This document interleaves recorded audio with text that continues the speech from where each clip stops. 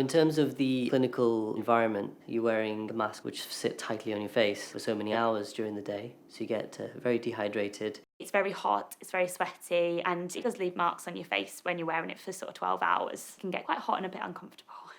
I feel like the bridge of my nose is continually red. I can be sort of at home for 2 days after a shift and my nose still feels sore. And on your head as well, because it's quite tight, it gives you a headache. So there's a number of disposable options with various different types of masks which are fit tested. If that mask is then not available for your particular shift, you're not allowed to actually work. That makes it very difficult because it can increase the burden on your colleagues.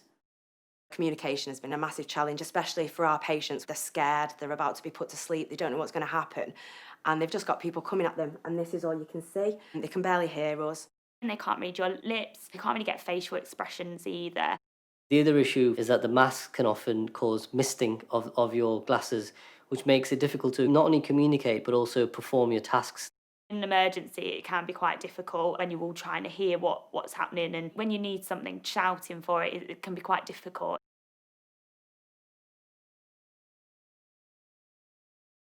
When I first saw the bubble, it was relief. I think more than anything, I think we all just went, oh, something different. Initially, it did look a little bit strange. It did feel a bit strange, but very quickly we got used to it.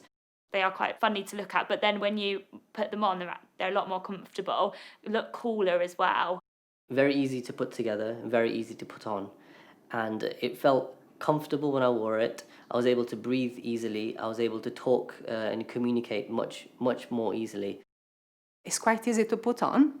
It wouldn't give you a headache and it wouldn't give you marks on your face. And it was much easier to see what was happening, and I could read the intubator's sort of facial expressions a bit more, and I kind of knew what he wanted before, like he needed to say it, because I could tell just by looking, so that was helpful.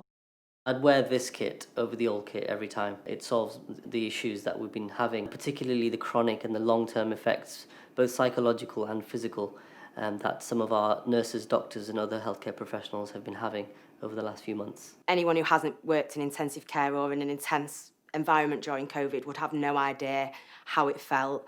A lot of us are a little bit broken at the minute, I think, so it's a bit of light at the end of the tunnel. And I'm getting upset, but yeah.